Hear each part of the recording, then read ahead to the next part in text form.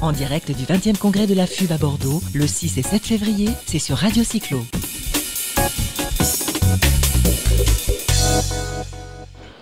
Voilà, en direct du 20e congrès de la FUB, avec Radio Cyclo, dans le Palais de la Bourse de Bordeaux. On entame la deuxième journée, une grande journée de débat avec toutes les associations qui sont présentes.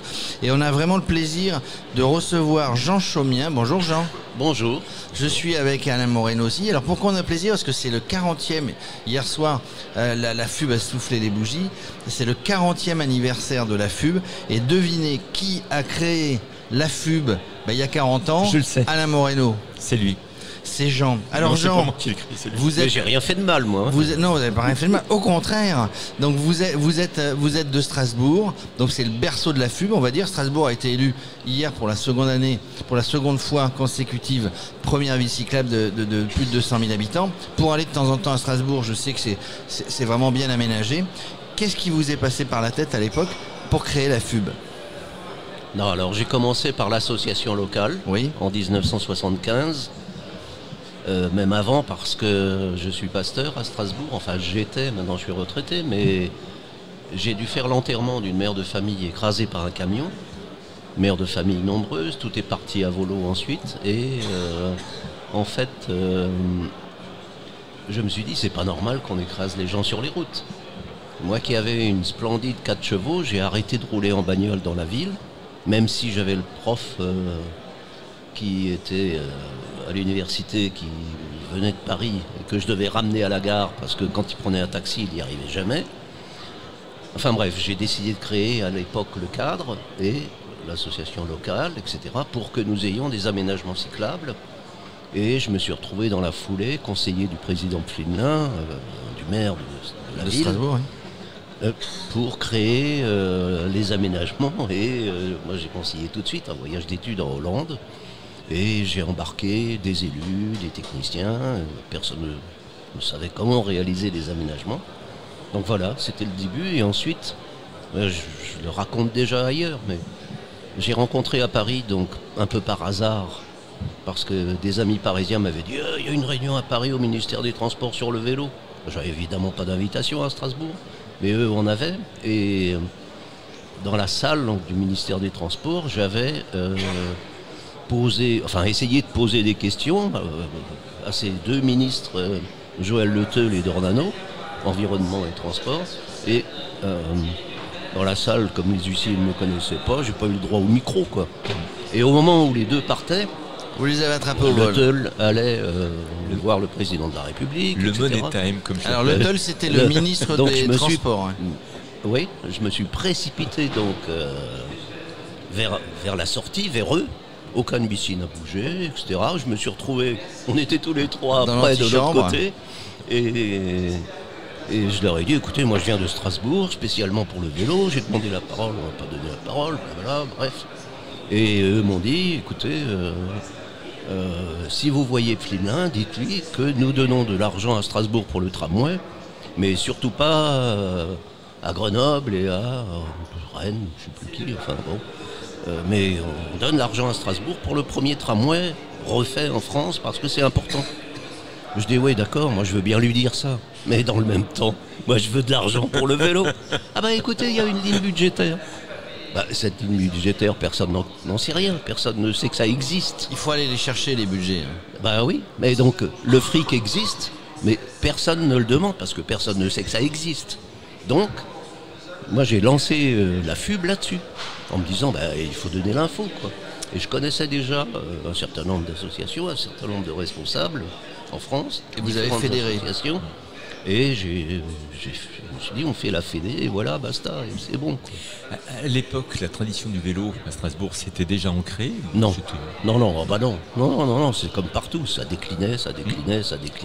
Il n'y avait plus que les malheureux qui osaient se traîner à vélo, les pauvres ouvriers, évidemment. Enfin, il n'y avait pas encore les bobos ni les autres. Il est en train de se lancer sur la classe on peut dire, oui.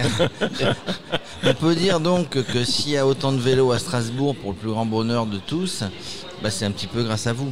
Vous avez, alors j'allais dire, faire un bon jeu de mots ou un vilain jeu de mots, puisque vous êtes pasteur, vous avez évangélisé Strasbourg et ensuite la France entière. Oh, pourquoi pas, oui, si vous voulez. On peut le dire. C'est une bonne nouvelle, oui. Est-ce que ça a été compliqué de fédérer des associations ou non? Les associations que vous connaissiez et d'autres qui se sont créées après ont trouvé l'idée tellement géniale de se fédérer autour du vélo que ça a été plutôt simple et ça a généré des créations d'associations un petit peu partout. Exactement, oui, ça a été vraiment facile, à mon avis. Ceux qui n'avaient pas d'association en ont créé, et puis le mouvement s'est mis en marche au fur et à mesure. Et quand hier soir, Bernard Renoux, l'un des présidents qui est là encore aujourd'hui, a dit on était un peu mou, on était un peu... enfin bon, moi je trouve qu'au contraire, il a fait un super boulot, quoi, parce que on n'arrive pas à un truc comme ça aujourd'hui. Avec un claquement de doigts. On peut dire que tous les présidents ou présidentes qui se sont succédés ont fait leur part de boulot. Aujourd'hui, on a un jeune, 37 ans, Olivier Schneider. Il y a un grand boulot qui a été fait, il y a un bon bout de chemin. Est-ce que c'est compliqué ou c'est plus compliqué qu'avant de discuter avec les politiques aujourd'hui ou du temps de Joël Le Teul et Michel Dornano et du maire de Strasbourg? Je pense qu'il a toujours été possible de discuter. Le problème, c'est que de se faire entendre, obtenir des résultats. Oui. Discuter. Et aujourd'hui, si vous regardez les listes électorales, puisqu'on est en pleine campagne, je crois que tout le monde est vert et que tout le monde est écolo et tout le monde veut du vélo, quoi. Tout le monde veut du vélo. Alors, c'est même pas tout le monde veut du vélo. Moi, j'habite Aix-en-Provence, qui est une ville assez sympa, qui n'était pas dans les classements. Mais en tout cas, il y a quelques aménagements, va-t-on dire. J'étais sur le marché, comme sur un marché quelques semaines avant les élections municipales. Eh bien, je vais peut-être vous étonner, mais tous les candidats qui étaient là font du vélo. Ça, c'est marrant, hein. Ils font tous du vélo et ils vont tous faire encore plus de vélo dans les jours qui viennent. Jean, n'en voulais pas sur la question. C'est pas un phénomène de mode. C'est pas par le fait qu'on est proche d'élections municipales que tout le monde s'y met, on en parle. Non, je pense qu'on n'a plus le choix. Quand vous regardez l'état de la planète, on n'a plus le choix. C'est inéluctable. On ne peut pas continuer de se déplacer avec 2-3 tonnes de marchandises autour de soi. Alors qu'avec le vélo, on est des plumes. On gaspille pas. Surtout maintenant, on a de plus en plus, je crois que c'est le cas à Strasbourg, on a de plus en plus de villes, de centres-villes qui sont fermées, donc qui sont piétonniers. Et pour les livraisons, parce que les entreprises ont besoin de se faire livrer, on a de plus en plus, et l'avènement du vélo cargo, on a de plus en plus de livraisons en vélo cargo. Non, mais regardez ce qui se passe en Hollande depuis très longtemps.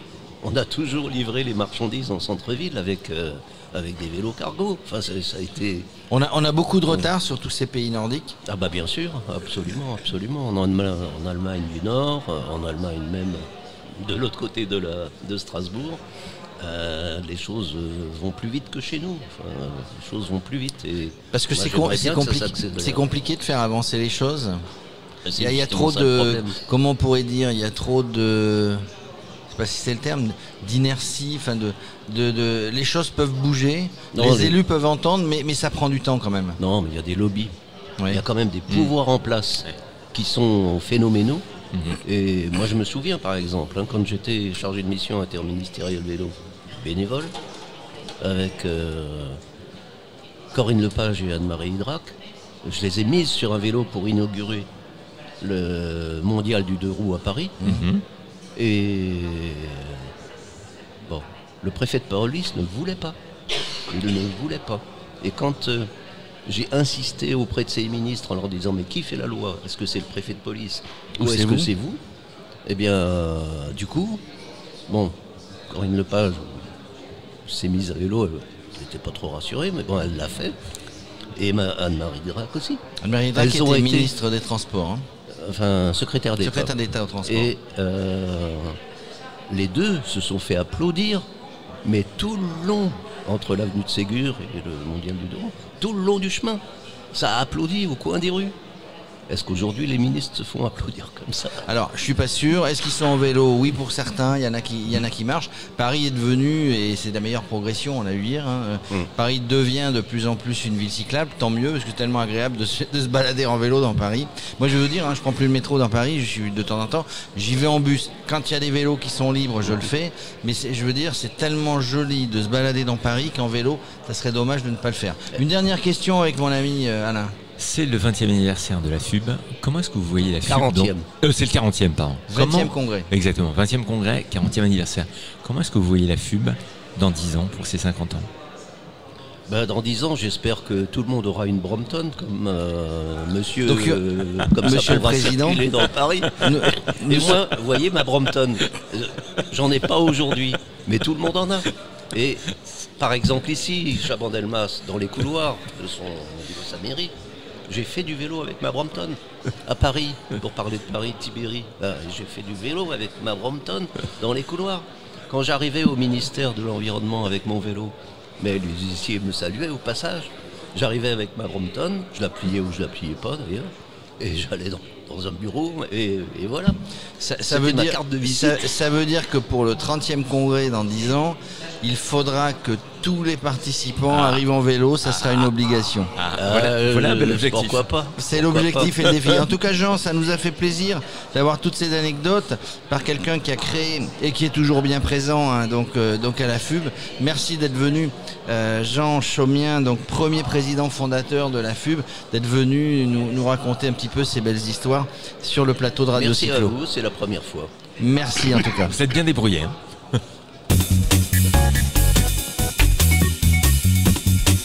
En direct du 20e congrès de la FUB à Bordeaux, le 6 et 7 février, c'est sur Radio Cyclo.